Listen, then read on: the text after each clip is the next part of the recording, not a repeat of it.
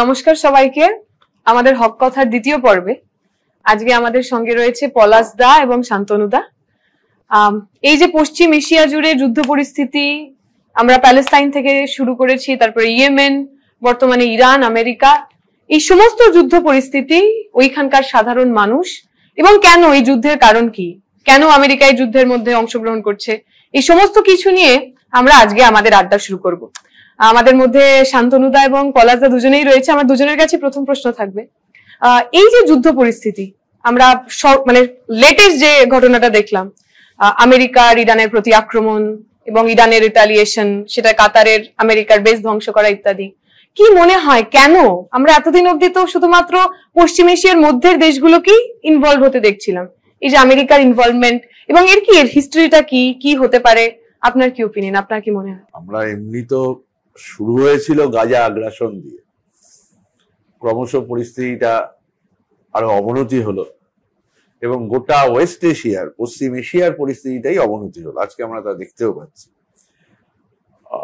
ইসরায়েলের প্রতিদিনের যুদ্ধই বাড়িয়ে চলেছে, তার বিস্তার ঘটাচ্ছে। শুরুতে যা ছিল গাজা ইসরায়েলের আগ্রাসন, আমরা দেখলাম ক্যালেন্ডারের পাতা উল্টাতেই তা ছায়াযুদ্ধের পর্দা উড়িয়ে তা এখন হয়ে উঠেছে ইরান লেবাননের বিরুদ্ধে আক্রমণ। আজকে গাজা যুদ্ধের 625 দিন। আমি গত দুদিন আগে ওদের গাজার হেলথ মিনিস্ট্রির একটা রিপোর্ট বলছি, ওরা বলছে এই সময়ে মানে গত 625 দিনে নিহতের সংখ্যা 57,077 জন, আহতের সংখ্যা 1,31,000। তারপর দুটো দিন, তার মানে তারপর দুটো দিন কি খুব ভালো কেটেছে গাজার? ইরানে এরকম হচ্ছে, লেবাননে এরকম হচ্ছে, বেইরুটে, তাহলে কি গাজা ভালো আছে? না। ঠিক এই মুহূর্তে আমরা যখন আজকে এই বিকেলে আছি, তখন এই মুহূর্তে আল জাজিরার রিপোর্ট হলো যে গত মধ্যরাত থেকে এই সময়ের মধ্যে 41 জন নতুন করে নিহত হয়েছে গাজায়। তাহলে গাজার সিচুয়েশনটা এখনো এই রকম, এই জায়গায় দাঁড়িয়ে আছে। ফলে শুধু প্যালেস্তাইন না, ইসরায়েলের তাণ্ডব এখন গোটা পশ্চিম এশিয়া জুড়েই হচ্ছে। একটা ঘোরতর সংকটের মধ্যে আমরা আছি, একটা বৃহত্তর যুদ্ধের কিনারে। মানে তুমি যদি বলো যে ফুটন্ত কড়াই। ইসরায়েলের লক্ষ্য স্পষ্ট, যুদ্ধকে আরো ছড়িয়ে দেওয়া, আরো বিস্তৃতি ঘটানো।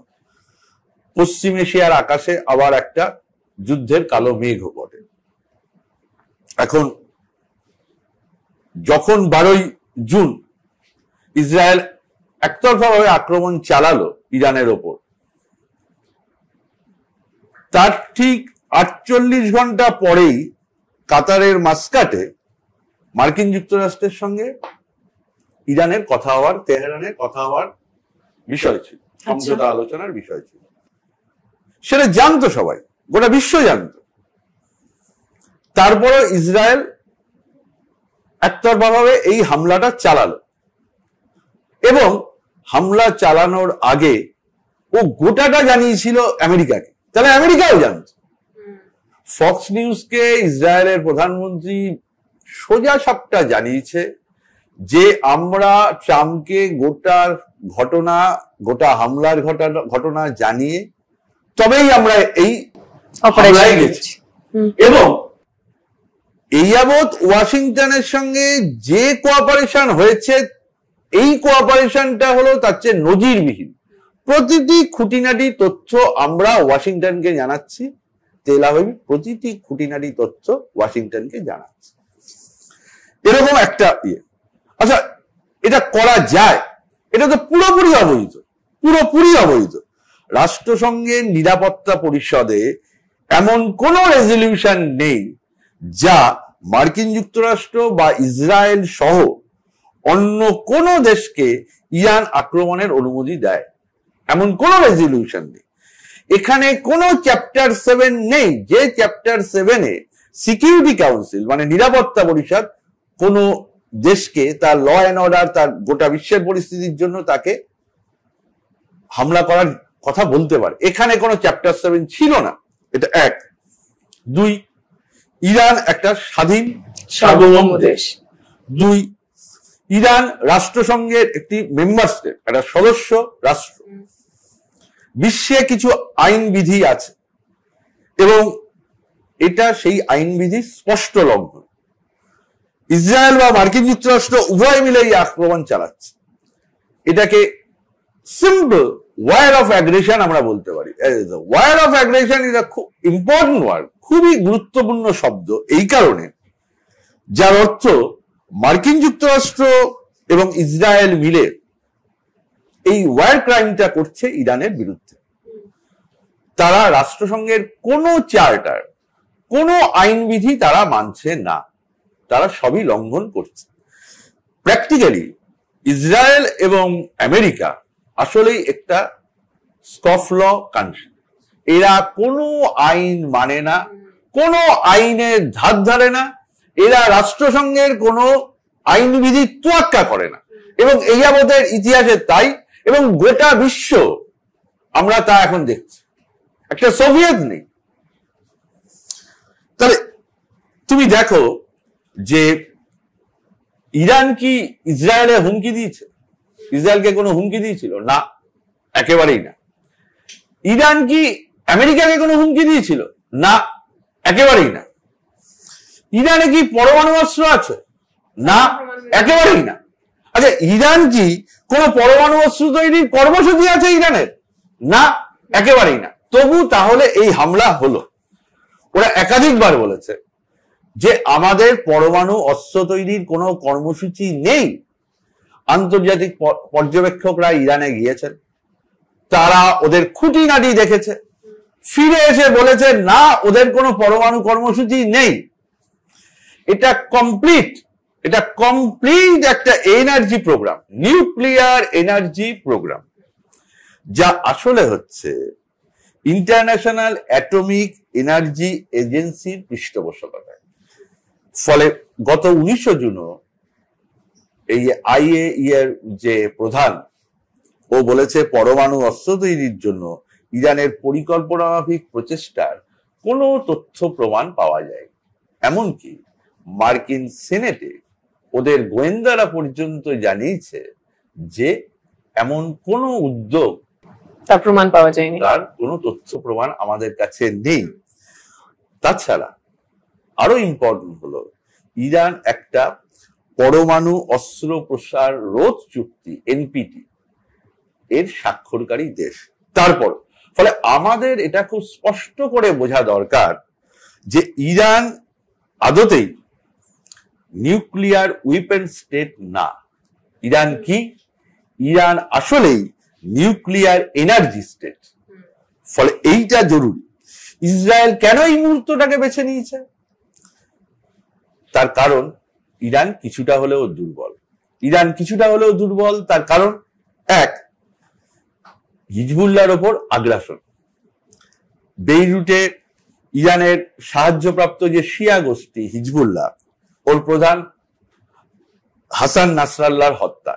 ইরান কিছুটা হলেও দুর্বল কারণ সিরিয়ার আসাদ সরকার পতনের পর ওখানে একটা আল কায়দা জামানার প্রতিষ্ঠা।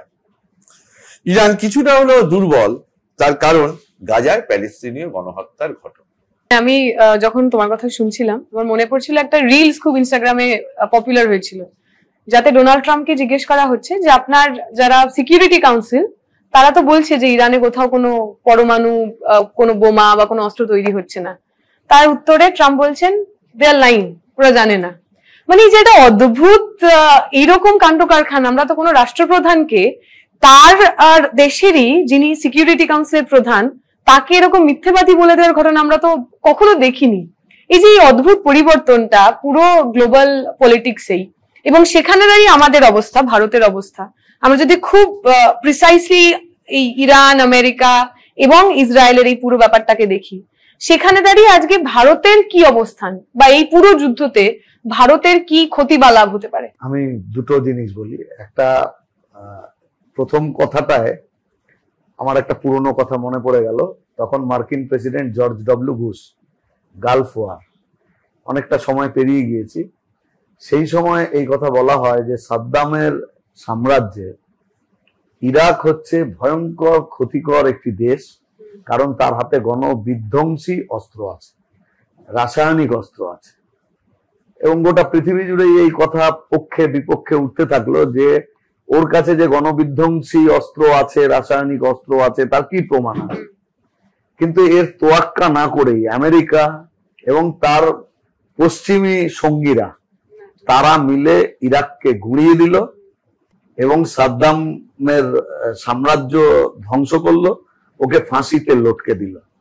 আজকে ঠিক একই ঘটনা ইসরায়েল এবং আমেরিকা দুজনে মিলে, এবং তার সঙ্গে সঙ্গী হলো সেই পশ্চিমী দেশগুলো যারা একদা অটোমান সাম্রাজ্যের পতনের পরে, বিশেষত ফ্রান্স, ইউকে, তারা এই পশ্চিম এশিয়া তার প্রাকৃতিক সমস্ত সম্পদ ভাগবাটোয়ারা করে নিজেরা চলছিল। সেকেন্ড ওয়ার্ল্ড ওয়ারের পরে এখানে মার্কিন যুক্তরাষ্ট্রের ক্ষমতা অনেক বেড়ে গেল। তারাই প্রথম পারমাণবিক বোমা ও দুনিয়ার লোককে ভয় দেখাচ্ছে, ওই প্রথম জাপানে হিরোশিমা নাগাসাকিতে বিস্ফোরণ ঘটিয়েছে। হ্যাঁ, এখন তারা একমাত্র দেশ এবং যুদ্ধ যখন শেষ হয়ে যাওয়া নিশ্চিত তখন এই হামলা চালায়। এখন ওরা মানুষকে ভয় দেখাচ্ছে, এবং ইরান একটা সাংঘাতিক খারাপ একটা দেশ, এবং তার বিরুদ্ধে বিশ্ব জনমত গড়ে তোলবার যেন চেষ্টা তারা করছে। এটাই সাম্রাজ্যবাদী দেশগুলোর অতীতও এই কাজ করেছে, এখনো করেছে। আমি ইন্ডিয়ান পার্সপেক্টিভ থেকে যদি এইটাকে দেখি, ভারতের স্বাধীনতা সংগ্রাম চলাকালীন ভারত প্যালেস্তাইনের মুক্তিযুদ্ধের পক্ষে।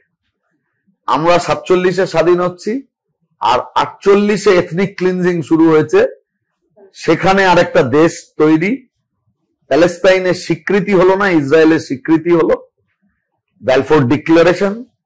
এর একটা অতীত আছে। কেউ ওই অক্টোবরের 7 তারিখে হামাসের আক্রমণ শুরু হয়েছে, ব্যাপারটা একদমই তাই। ভারত স্বাধীন হওয়ার পরে ভারতের সরকারের স্ট্যান্ড ছিল প্যালেস্তাইনের পক্ষে। 200 বছরের সাম্রাজ্যবাদ বিরোধী লড়াইয়ের ইতিহাস ভারতের আছে। তার ফলে ভারত গোটা পৃথিবীতেই যারা মুক্তিকামী দেশ তার পক্ষে থেকেছে। কিন্তু এখানে এই হিন্দুত্ববাদী শক্তি, একেবারে চরম দক্ষিণপন্থী শক্তির হাতে দেশ যাওয়ায় আমাদের স্বাধীন বিদেশ নীতির ডিপারচার ঘটল, বদলে গেল। আমাদের বিদেশ নীতিটা এমন ছিল যে স্বাধীন ভারতকে সব থেকে বেশি সাহায্য করেছিল সোভিয়েত ইউনিয়ন। আমাদের হেভি ইন্ডাস্ট্রি গুলো গড়ে উঠেছিল তাদের সাহায্যে, ইংল্যান্ড কিন্তু করেনি তা। তাহলে সেখানে যখন কোল্ড ওয়ারের যুগ, একদিকে আমেরিকা আরেকদিকে সোভিয়েত ইউনিয়ন, তখন ভারত কোনো একটি পক্ষ অবলম্বন করেনি। তাহলে তার নির্জোট অবস্থান পৃথিবীতে ভারতকে আলাদা মর্যাদা দিয়েছে। আজকে কেন ভারত আমেরিকা ইসরায়েলের যুদ্ধ সঙ্গী হবে? এর মধ্যে দিয়ে যেটা হলো সেটা হলো যে ভারতের সঙ্গে পশ্চিম এশিয়ার যে বাণিজ্যের সম্পর্ক, এইটা সম্পূর্ণ খারাপ একটা পরিস্থিতির সম্মুখীন হয়ে গেল। যেমন ইরানের সঙ্গে ভারত যা এক্সপোর্ট করে ইরানে, তা হচ্ছে 1.2 বিলিয়ন মার্কিন ডলার। উল্টো দিকে ইসরায়েলকে এক্সপোর্ট করে 2.4 ইউএস ডলার। একটা বিপুল পরিমাণ ইম্পোর্ট ইরান থেকে ভারত তেলের জন্য করে।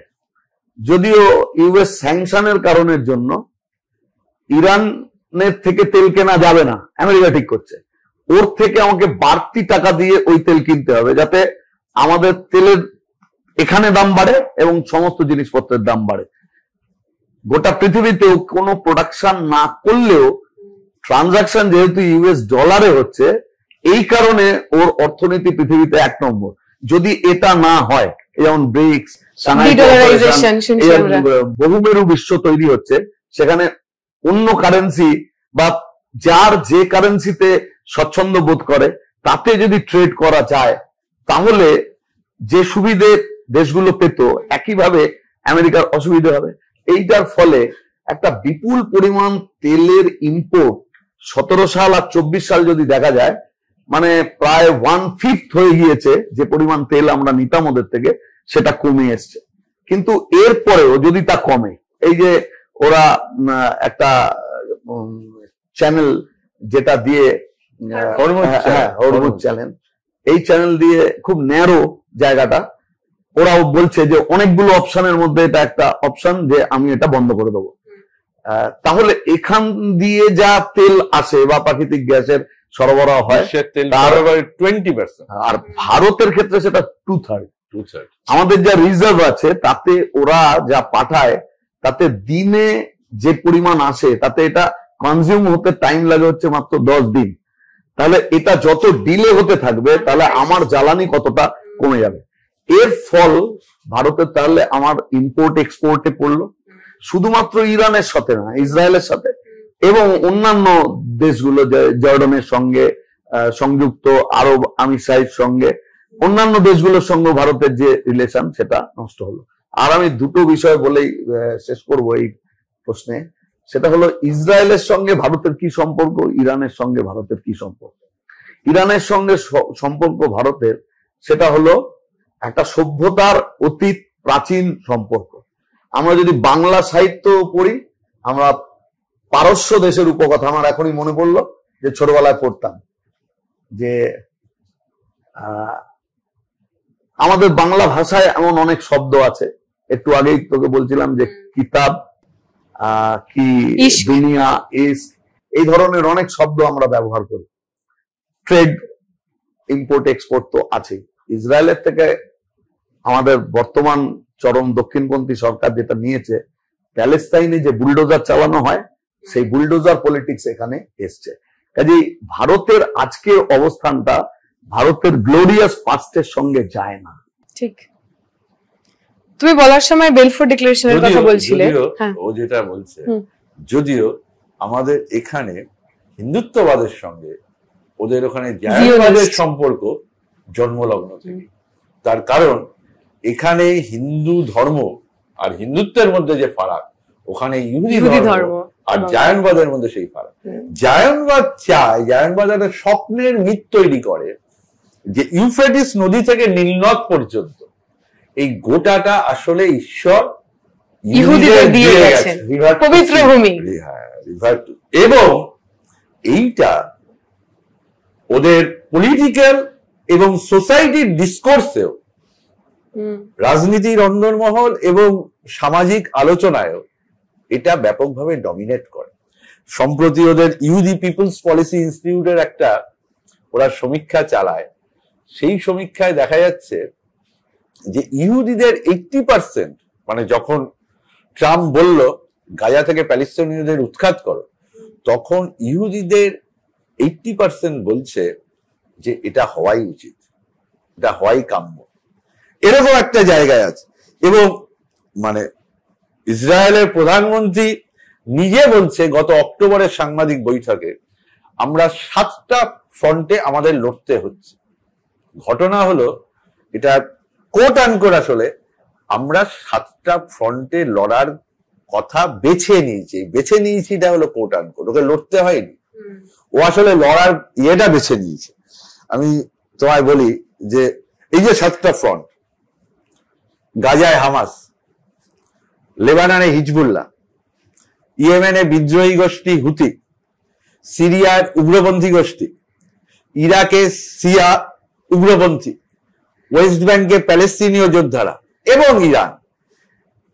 তাহলে ও চাইছে একটা গ্রেটার ইসরায়েল, একটা বৃহত্তর ইসরায়েল, এইটা ওর লক্ষ্য। এবং সেই লক্ষ্যেই যেটা ও গোপনও করেনি, জানুয়ারিতে নেতানিয়াহু বলছে, ওদের প্রধানমন্ত্রী বলছে, জর্ডনের পশ্চিমের সমস্ত ভূখণ্ড তার নিরাপত্তার দায়িত্ব ইসরায়েলের থাকা উচিত। থেমে বলছে, একটু থেমে, যে আমি যদি নির্দিষ্ট করে বলতে চাই তাহলে সমুদ্র আর জর্ডন তার মধ্যে গোটা ভূখণ্ড কেবলই থাকবে ইসরায়েলের সার্বভৌম।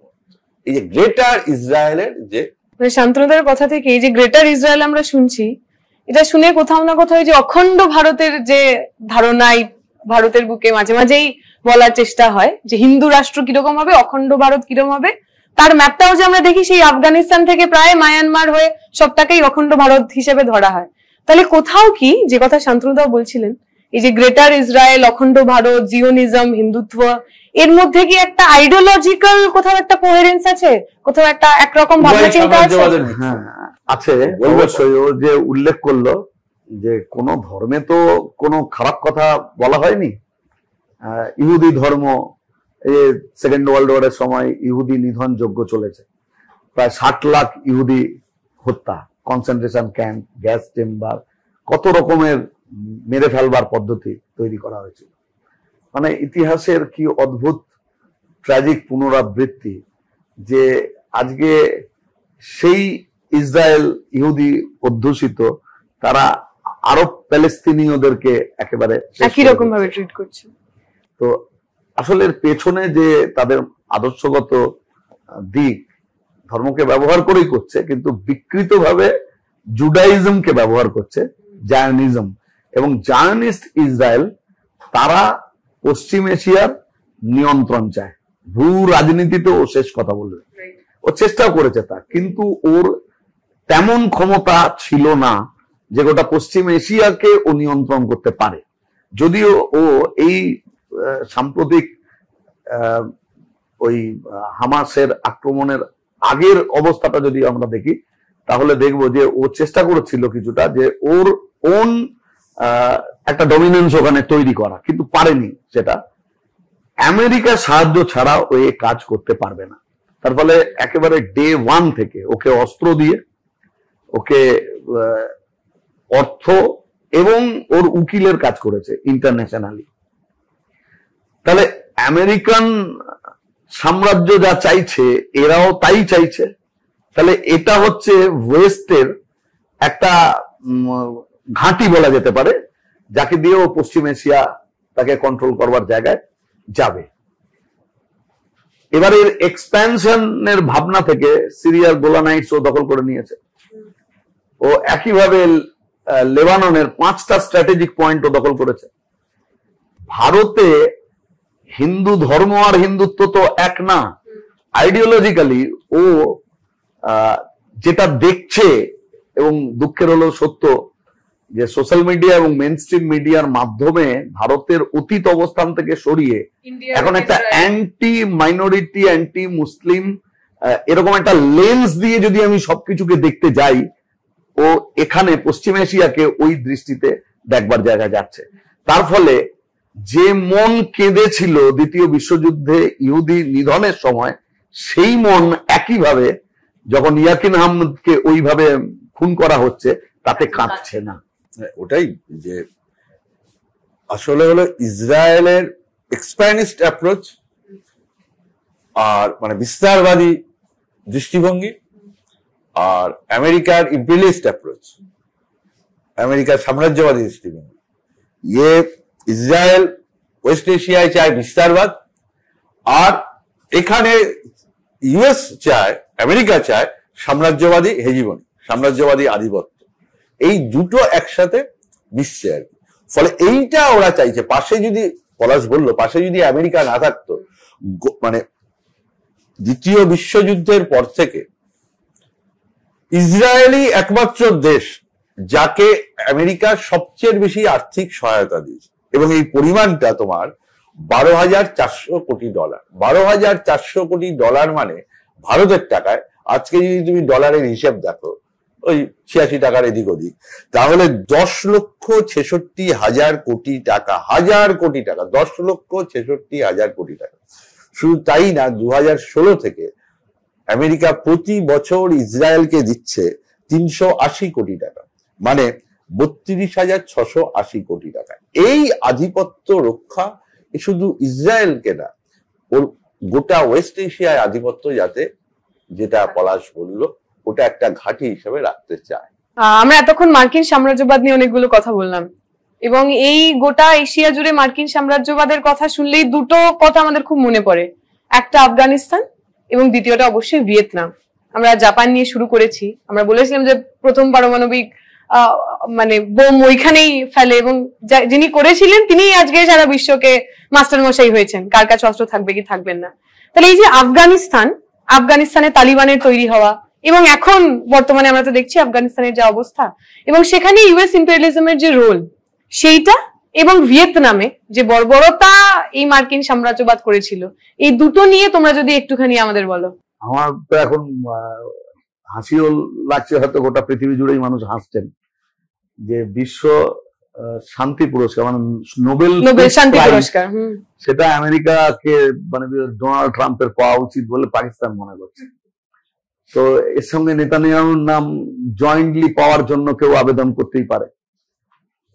এই ওয়েস্ট এশিয়াতে 19টা মার্কিন ঘাঁটি আছে। ওর দেশ কোথায়? ও পশ্চিম এশিয়াতে এসে ঘাঁটি তৈরি করেছে।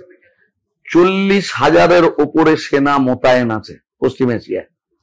এবং এই যে অ্যাটাক করলো ইরানের ওপরে, তার কয়েকদিন আগে থেকে ওর সব থেকে বড় যে যুদ্ধ জাহাজ, যেটা পরমাণু অস্ত্র বহন করবার ক্যাপাসিটি আছে, যা এই নিমিটস যে রণতরী, তাছাড়া অন্যান্য আরো অনেক কিছুই সে ক্রমশ এখানে নিয়ে আসতে থাকে।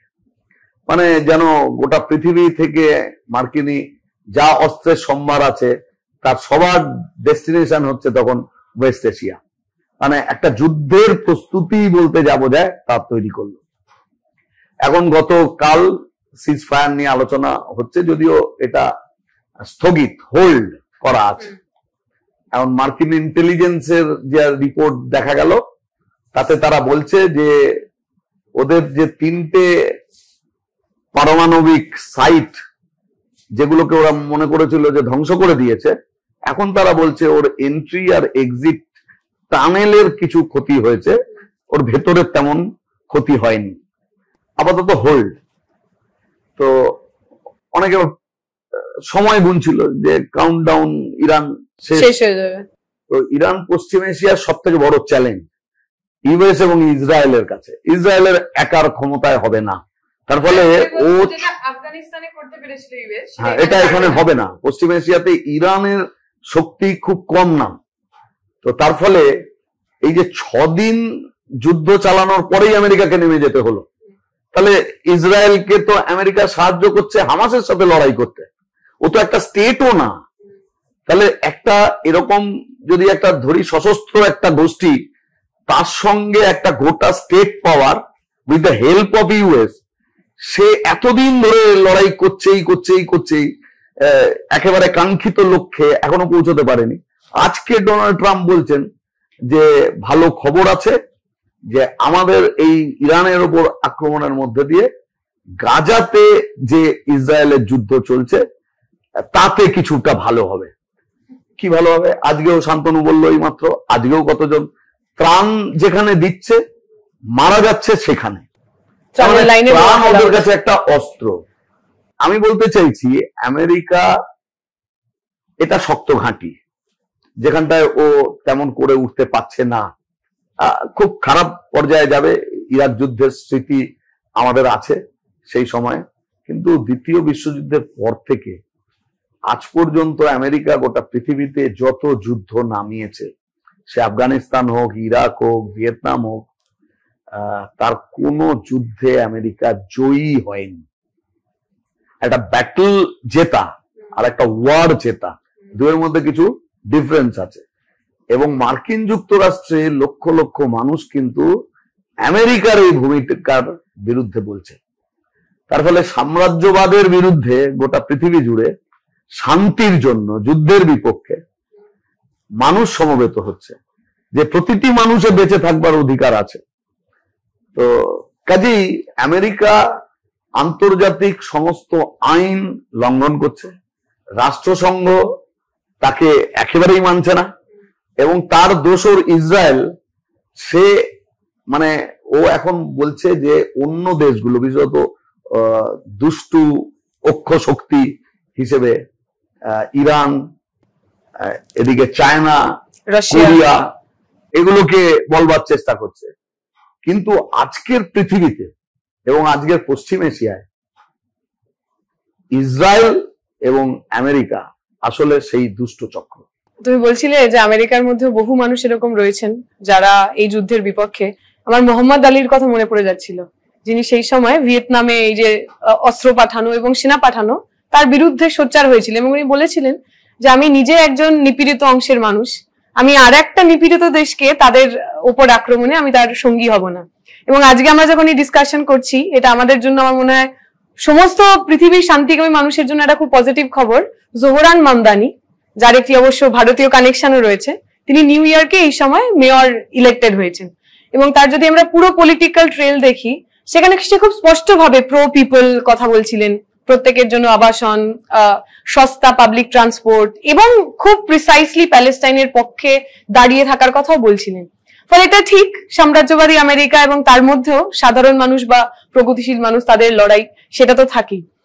আমি সেখান থেকেই আর একটা কথা, যে তোমাদের দুজনের কথা থেকেই যে কথাটা মাঝে মাঝে ফিরে আসছিল, এই যেভাবে এই পশ্চিম এশিয়াতে আমেরিকা ইসরায়েলকে ব্যবহার করছে, সেইভাবেই তো বিভিন্ন জায়গায় প্রক্সি ওয়ার করতে কখনো সে তালিবানকে ব্যবহার করেছে, বা কখনো আইএসআই কে ঘুরপথে ফান্ড করেছে।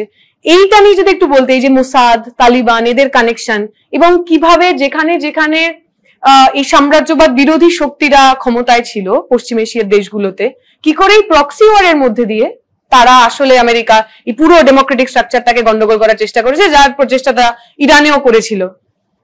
শান্তনু দেবা, পলাশ দা। আমি আরো তার চেয়ে বেশি যেটা ও যেটাই শেষ করলো সেটা আসছিল আমারটা, যে ওইটার সাথে আমি সহমত ওর সাথে, যে কেউ যদি এখন ইরানকে ইরাক মনে করে, সেটা কোনোভাবেই ঠিক হবে না। নানা দিক থেকেই ইরান আর ইরাকের মধ্যে অনেক ফারাক আছে। এক, বাগদাদের পতনের পর সাদ্দাম সেনাবাহিনী ভেঙে দিয়েছিল, আত্মগোপনে চলে গেছিলেন, ওর সমর্থনের ভিত্তিটাও কমে গেছিল, আর ওদের পক্ষে সীমিত সমর্থন আর ইরাকি জনগণকে ভাগ করে দিতে পারার যে সাফল্য, সেই সাফল্য ওরা পেয়েছিল। ফলে ইরাকি জনগণ যৌথভাবে প্রতিরোধ করতে পারেনি। বিপরীতে ইরানের ক্ষেত্রে ওদের ধর্মীয় নেতাদের প্রতি এখনো সমর্থন আছে, যা রাস্তায় ওদের তেহরানের রাস্তায় বা অন্যান্য জায়গায় মার্কিন সাম্রাজ্যবাদের বিরুদ্ধে বা আমেরিকার বিরুদ্ধে যে প্রতিবাদ বিক্ষোভে মানুষ নেমেছেন, আর ইসরায়েল বিরোধী, আমেরিকা বিরোধী প্রতিবাদ বিক্ষোভ আছে। এখন সেভাবে ওরা যেটা প্রচার করেছিল, যে তোমাদের বলেছিলাম না, ইরানের ক্ষোভ বিক্ষোভ সঙ্গত, ইরানে যা চলছে সব ঠিক চলছে না, আমি বলতে যাচ্ছি চলার কথাও না।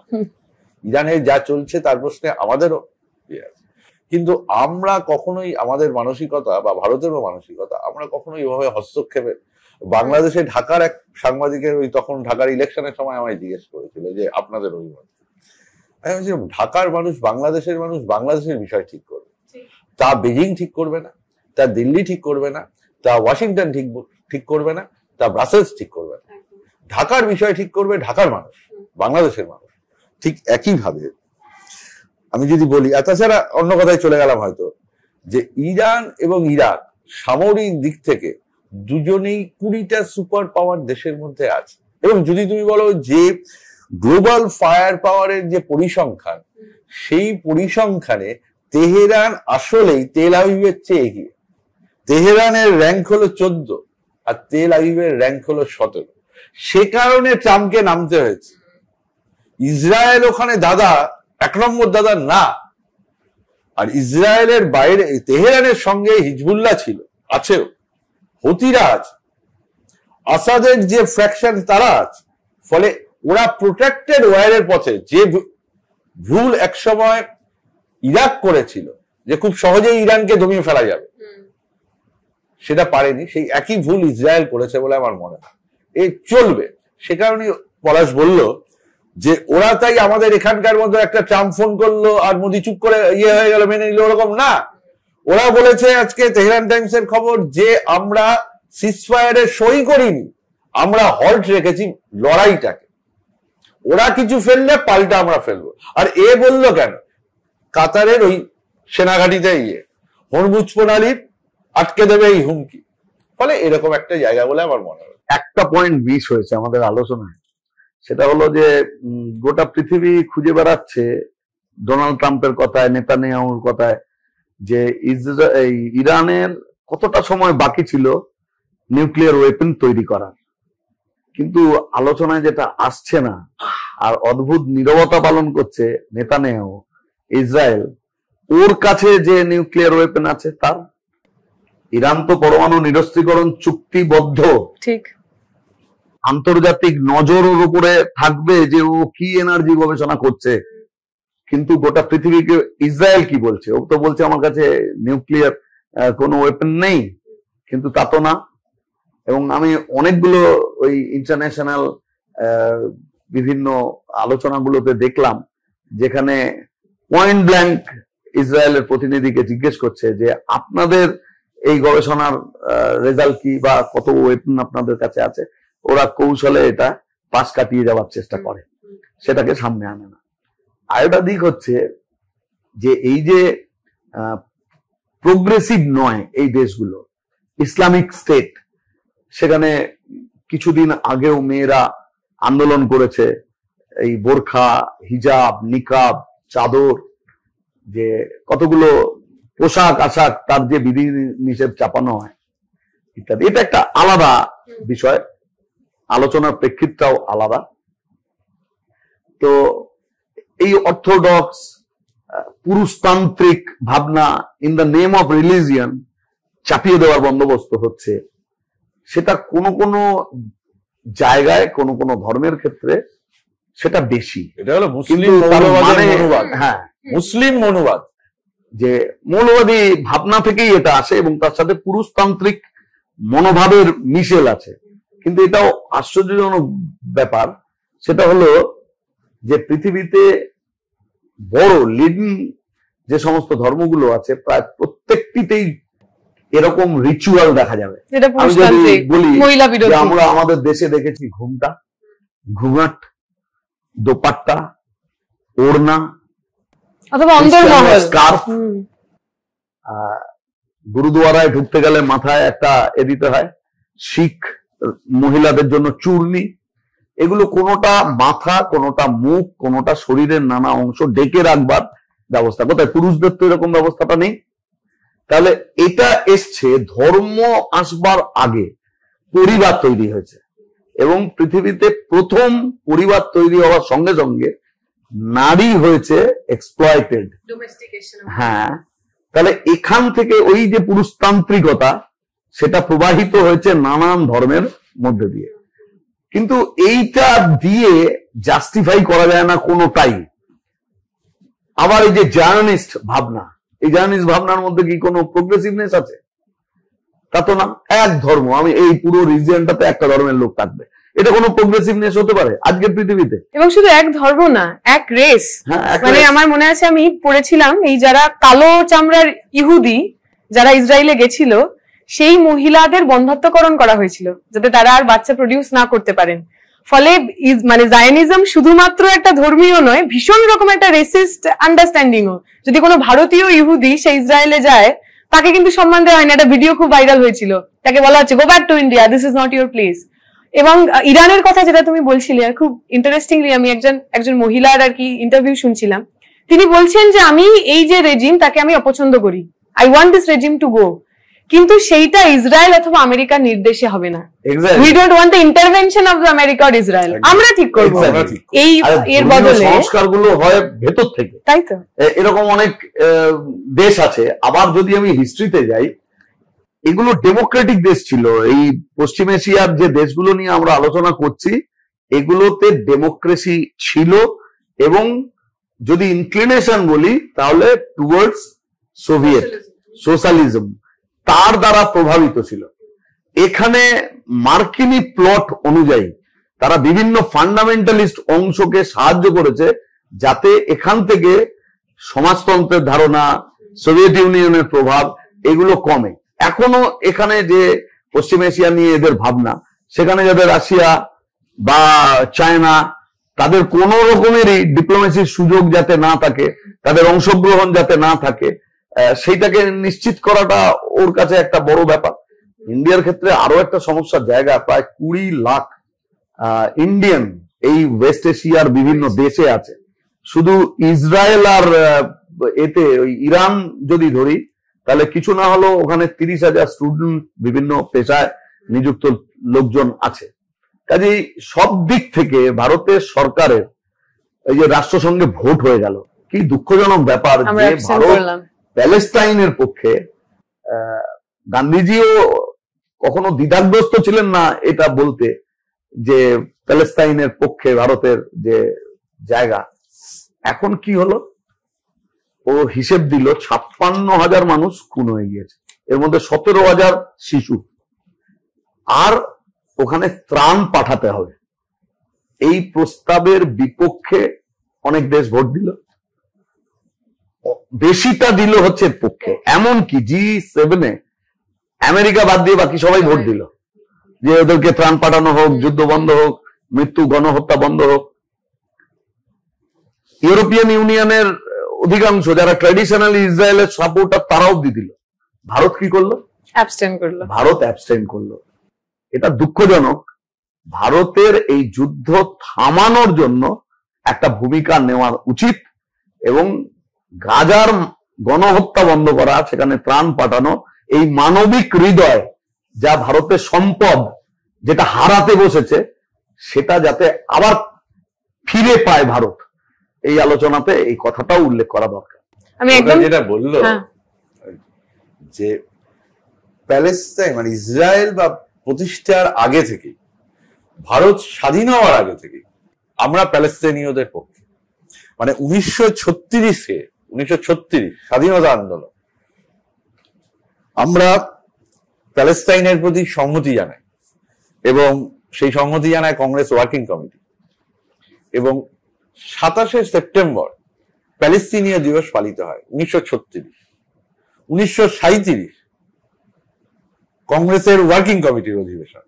সেই ওয়ার্কিং কমিটির অধিবেশনে সন্ত্রাসের রাজত্বের অবসান এবং প্যালেস্টাইনে পার্টিশন সংক্রান্ত প্রস্তাবের তীব্র বিরোধিতা জানানো হয়। 36, 37, 38-এ পলাশ বলছিল হরিজন পত্রিকার সম্পাদকীয়তে গান্ধীজি দর্থহীন ভাবে বলেন, ওর শব্দই নিচ্ছি আর, যে ইংল্যান্ড যেমন ইংলিশদের, ফ্রান্স যেমন ফরাসিদের, প্যালেস্টাইন সেভাবেই আরবদের।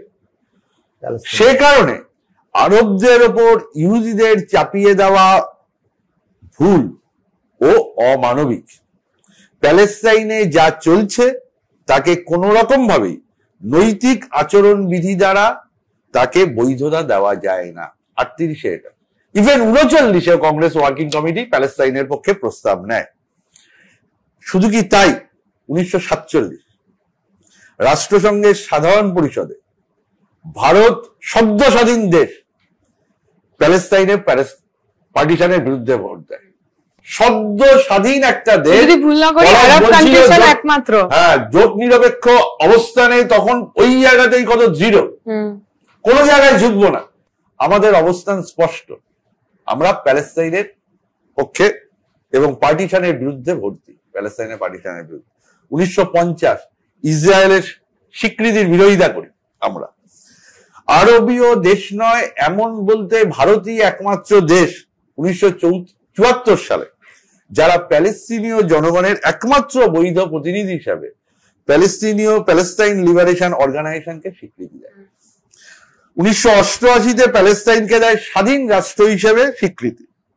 1996 প্যালেস্টাইনের রামাল্লায় ভারত খোলে তার প্রতিনিধি অফিস।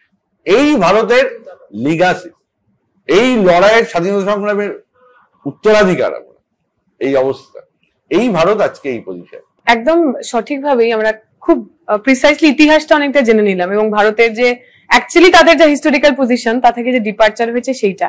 কিন্তু আমি আবার আরেকটুখানি ফিরে যাব, এই যে পলাশদাও বলার সময় বলছিলেন যে পুরো পশ্চিম এশিয়া জুড়ে একটা সোশ্যালিজমের প্রতি একটা, মানে আমরা যেটাকে হিন্দিতে বলি এটা ঝুঁকাওয়াট বা একটা টিল্ড ছিল, সেইটার পরিবর্তন। এবং একই সঙ্গে আমরা দেখেছি দক্ষিণ আমেরিকার যে দেশগুলো সেগুলোরও যেভাবে এই বামপন্থী বা সোশ্যালিস্ট সরকারের যে পরিবর্তন হয়েছে, তাতে আমেরিকা যেভাবে সিআইএ এবং মোসাদকে ব্যবহার করেছে সেই একই রকম ভাবেও তো পশ্চিম এশিয়াতে ব্যবহার হয়েছে। আজকে যদি আমরা সেইটা নিয়ে একটুখানি কথা বলি, আমি শান্তনুদা থেকে শুরু করবো, তারপরে পলাশদা বলতে পারেন যে কিভাবে এই ডেমোক্রেটিক কান্ট্রিগুলো যারা এই উপনিবেশবাদের বিরুদ্ধে বা সাম্রাজ্যবাদের বিরুদ্ধে একটা পজিশন নিচ্ছে, লেবানন নিয়ে কথা হচ্ছিল, লেবাননের পার্টি সেন্ট্রাল কমিটির মেম্বার মাহাদি আমেল, অধ্যাপক, পার্টি সেন্ট্রাল কমিটির মেম্বার ছিলেন, কমিউনিস্ট পার্টি, ওকে হত্যা করা হয়। ওকে আরব দুনিয়ার গ্রামসি বলে, ওর যাবতীয় লেখা আরবিতে বলে, সেভাবে ওয়েস্টে আসেনি। আমরা যেমন সামির আমিনকে চিনি, সদ্য ওর বই বেরিয়েছে, সে বইটায় ও ডিল করেছে এই বিষয়গুলো। তাতে হলো যে আরব মার্কসিজম, আরব মার্ক্সবাদ ও জাতীয় মুক্তি কিভাবে এটাকে লুট করেছে সেইটা নিয়ে সম্প্রতি তারিক আলীও লিখেছেন একটা ওর নিউ লিফ রিভিউ পত্রিকায়। সেটা হলো ওয়াইল্ড ওয়েস্ট এবং কিভাবে ও লুট করছে। ফলে এইটা থেকে ওই যে হেজিমনি, কেন কেন ইসরায়েলকে এত টাকা দেওয়া আমেরিকা, এই গোটা ওয়েস্ট এশিয়া, আসলে মুসলিম বিশ্ব বলে অনেকে বলে, হয়তো ওদের একটা ইয়েও আছে, আসলে মাটির তলায় অনেক কিছু ওদের আছে, যার জন্য আমেরিকার মানে খুব সহজ করে নজর ওইটার উপর বেশি নজর। লাতিন আমেরিকায় ছিল ব্যাকইয়ার্ডে, আর এটার উপর বেশি নজর। ব্রিটেনের যেমন একসময় ভারতের দিকে ছিল। এইটা হলো আমার আরো বলতে পারবে ও যেটা জানতে চাইছিল বা বলতে চাইছিল, সেটা হচ্ছে আরো স্পষ্ট করে বলতে গেলে ইরাক দখল করবার জন্য যে রাস্তা ওরা নেয় তার থেকে আইসিস তৈরি হয়।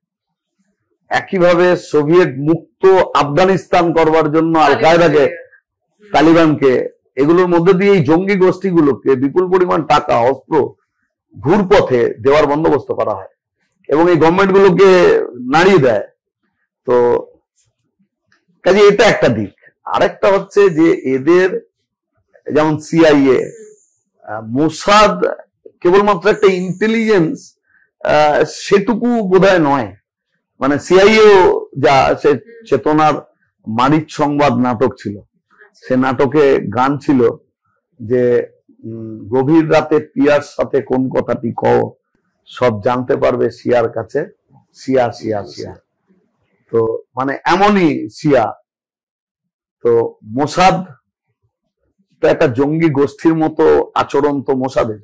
আমরা গোটা পৃথিবীর চোখ গাজাতে, ওয়েস্ট ব্যাংকে কি হচ্ছে, প্যালেস্তাইনের এক প্রান্তের মানুষ আরেক প্রান্তে তার ল্যান্ডের মধ্যে দিয়ে যেতে পারে না, তার সমুদ্র দখল হয়ে গিয়েছে, তার একটা এয়ারপোর্ট ছিল, সে কবে শেষ, এখন তো গাজা ধ্বংসস্তূপ।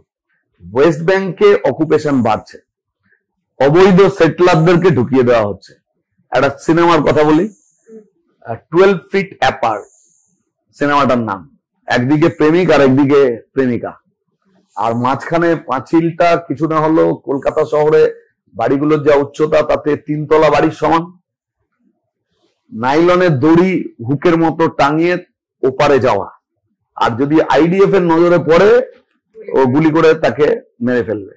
তাহলে এই ওদের মোসাদ হোক অথবা আইডিএফ হোক অথবা জায়নিস্ট জঙ্গি গোষ্ঠীগুলো যা মার্কিনী সাহায্যে অর্থে পুষ্ট হচ্ছে, তারা পৃথিবীর নানান দেশে তাদের স্বার্থ রক্ষা করবার জন্য এগুলোকে ব্যবহার করে। পরবর্তীকালে ফ্র্যাঙ্কেনস্টাইন হয়, তখন গোটা পৃথিবীর কাছে এই জঙ্গিদের, সন্ত্রাসবাদীদের, ওয়ার এগেইনস্ট টেরোরিজম এরকম বড় বড় কথা বলতে হয়, কিন্তু এই সন্ত্রাসবাদের জনক মার্কিন যুক্তরাষ্ট্র। আর আমার এই প্রসঙ্গে শেষ কথা, সেটা হলো যে কেন ওয়েস্ট এশিয়া, ওয়েস্ট এশিয়াতে তেল এবং প্রাকৃতিক গ্যাসের বিপুল সম্ভার। হিসেব অনুযায়ী অনেকে বলেন যে আজকের সভ্যতার চালিকা শক্তি হচ্ছে তেল। প্লেন থেকে শুরু করে গাড়ি সবই তাতে চলছে। আজ থেকে 35-35 বছর বাদে এটা হবে না, এটা থাকবে না। চেঞ্জ হচ্ছে, টেকনোলজি চেঞ্জ হচ্ছে, এনার্জি কোনটাকে ব্যবহার করা হবে তার পরিবর্তন ঘটছে। তাহলে যদি 30-35 বছর বাদে সেটা হাইড্রোজেন নির্ভর গোটা সিভিলাইজেশন হয়ে যায়, তাহলে এই 35 বছর যে তেল থেকে গ্যাস থেকে যে টাকা, ডলারের নৃত্য গোটা পৃথিবী জুড়ে লাগানো যায়, মার্কিনীদের নজর হচ্ছে ওটা। এই কারণে ইসরায়েল যে প্রথম আক্রমণ করে, সেই আক্রমণ করেছে যেখানে, সেটা হচ্ছে এরকম তেল তোলবার যে মূল প্রজেক্ট, সেই প্রজেক্টে ঘা মেরেছে, যাতে ও তেল তুলতে না পারে। আলটিমেটলি লড়াইটা আরেকটা গুরুত্বপূর্ণ দিক হচ্ছে এটা। তুমি 12 ফিট অ্যাপার্টের কথা বলছিলে, মানে প্যালেস্টাইন শুনলেই আমাদের যার কথা সবচেয়ে বেশি মনে পড়ে মোহাম্মদ দারউইশ। তার একটা ওই কবিতা ছিল, তার প্রেমিকার জন্য সে লিখেছিলেন যে কবে আমাদের দেখা হবে, যবে যুদ্ধ থামবে, যুদ্ধ কখন থামবে, যখন আমাদের দেখা হবে। এবং ইন্টারেস্টিং হলো, তার যিনি প্রেমিকা ছিলেন, পরে জানা গেছিল সে আসলে ইসরায়েলি গুপ্তচর। তো এই তুমি যখন ওই 12 ফিট অ্যাপার্টের কথা বলছিলে, ওটাই আমার মাথায় আসছিল। এবং এটা ঘটনা, এই যে ইসরায়েলি যে বাচ্চারাও যারা বড় হচ্ছে, তারাও এতটা বেশি ইনটক্সিকেটেড এই ঘৃণাতে। একজন ইউটিউবার রয়েছেন, তিনি একজন প্যালেস্টাইনীয় লোক। তো তিনি এই টিকটক করেন, যেখানে ইসরায়েলি বিভিন্ন মানুষের সঙ্গে কথা বলেন। তো তার ভিডিওতে দেখা যায়, যখনই কোনো ইসরায়েলি মানুষ, সে শিশু হতে পারে, 8 বছরের বাচ্চা ছেলে, 10 বছরের বাচ্চা মেয়ে, প্যালেস্তিনীয় এটা জানার পরে যে ভাষায় কথা বলছে, এবং বলছে যে হ্যাঁ, সমস্ত প্যালেস্টাইনদের খুন করে দেওয়া উচিত, that yes people should be bombed, Gaza should be, everybody in Gaza should be killed. Last opinion পোলটা তোমায় বলছিলাম 80% বলেছে। এই যে এত হিংসা, এই যে এত ঘৃণা, এইটা তো খুব অদ্ভুত। এবং এটা আরো বেশি ভয় লাগে আমাদের এই কারণে, এরই কিছুটা যেন পার্কোলেট ডাউন করেছে আমাদের ভারতে, যেখানে ভারতের এই কম বয়সী ছেলেমেয়েরা, মানে আমার ভাবনার জায়গাটা এইখানে, যে একজন 40 বছরের লোক, সে বলছে, আমি বুঝতে পারি তার একটা পলিটিক্যাল প্রোপাগান্ডা আছে, কিন্তু একটা 10 বছরের ছেলে অথবা 10 বছরের মেয়ে, তারা যখন বলছে যে প্যালেস্টাইনের সবাইকে খুন করা উচিত, অথবা ভারতে বসে বলছে পাকিস্তানকে গুড়িয়ে দাও, পাকিস্তানের সমস্ত মানুষকে খুন করে দাও, মুসলিম মানেই সেই সন্ত্রাসবাদী, এই যে ঘৃণার প্রতিদিন আমাদের মাথার মধ্যে ঢুকিয়ে দেওয়া, এইটা নিয়ে যদি একটু তোমরা কিছু বলতে। না, তার মাঝে আমি একটা বলি, ও বললো যে এই ঘৃণা, যে আমাদের এখানে কোনো আলোচনাই নেই যে হামাসের সুরঙ্গে ঢুকে যে হারমিস 900 ড্রোন ঠিক একদম স্ট্রেইট অ্যাটাক করছে এবং তাকে হত্যা করছে, এটা আসলেই তৈরি হচ্ছে হায়দ্রাবাদে আদানির ইয়েতে, এবং আদানি এবং ইসরায়েলের যৌথ উদ্যোগে। এবং এইটা এমনই, আমি বলছি তোমায়, ব্রিটিশ সান পত্রিকা লিখছে, গাড়ি চলছে তো, ওই ড্রোন অ্যাটাক যদি হয়, চালককে যদি তুমি টার্গেট করো, তাহলে চালকই খালি মারা যাবে, পাশের যাত্রীর কিছু হবে না, এতটাই প্রিসাইজ। অথচ আমাদের এখানে যে ভারত একসময় এই জায়গায় ছিল, গান্ধীর অবস্থান বা কংগ্রেসের ওয়ার্কিং স্বাধীনতা আন্দোলনের যা কনসিপ্ট করেছিল, সেই জায়গা থেকে আমরা এতটাই শিফট করেছি। ফলে এইটা হলো আমাদের সেই জায়গায় আবার যেতে হবে, যে ইসরায়েলকে সমরাস্ত্র পাঠানো বন্ধ করা, ভারতের বিদেশ নীতি তার জোট নিরপেক্ষতায় আসা, মার্কিন সাম্রাজ্যবাদের জুনিয়র পার্টনার থেকে নিজেকে সরানো, এবং পশ্চিম এশিয়ায় শান্তি এবং সাম্রাজ্যবাদী হস্তক্ষেপ বন্ধ, এবং ইসরায়েলের বিস্তারবাদ বন্ধ হোক। এই জায়গায় আমাদের ভারতকে আমাদের নিয়ে যেতে হবে। এইটা আমার শেষ কথা। যদি বলো, শেষ আমার ওই মোহাম্মদ দারবিশের কথা বললি, আমি ওই কয়েকদিন আগে একটা লেখায় ওর কয়েকটা লাইন ব্যবহার করেছিলাম। তো তোর মতো তো আমার স্মৃতিশক্তি অত স্ট্রং না, তা আমি ওই কারণে ওইটা পড়তে চাই। এত শিশু মারা যাচ্ছে, তো যুদ্ধ মানে তাদের একটা স্বপ্ন, ভবিষ্যৎ সবই ধ্বংস হয়ে যাচ্ছে।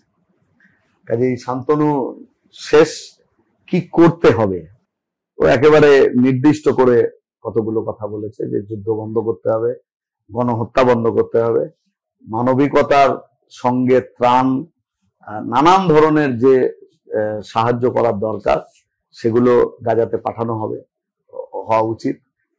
ইরানের ওপর যে আক্রমণ হচ্ছে, বা এখন আমেরিকা, ইসরায়েল, ইরান, গোটা পশ্চিম এশিয়া জুড়ে যে তাণ্ডব চলছে, তা বন্ধ হোক।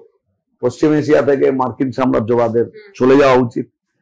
গোটা পশ্চিম এশিয়া জুড়ে এত ঘাঁটি মার্কিনীদের থাকবে কেন? তোমার দেশে তুমি ঘাঁটি রাখো প্রয়োজনে।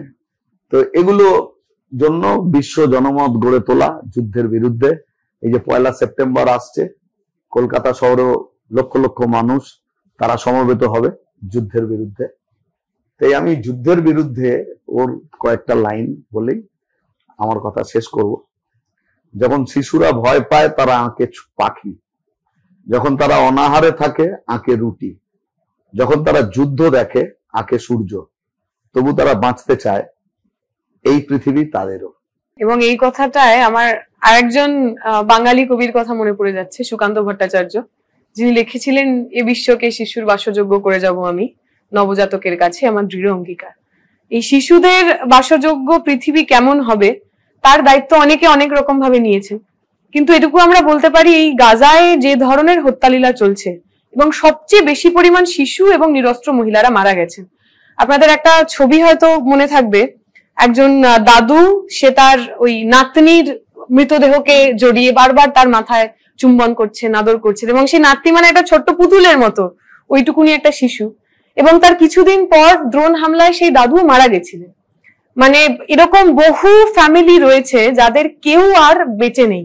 এই ক্রমাগত যে আক্রমণ, তাতে একের পর এক পরিবার তারা শেষ হয়েছেন। এবং প্যালেস্তাইন তো একটা খুবই সমৃদ্ধশালী দেশ, সেটা তার সৃষ্টি হতে পারে, তার লেখনী হতে পারে, তার খাবার দাবার।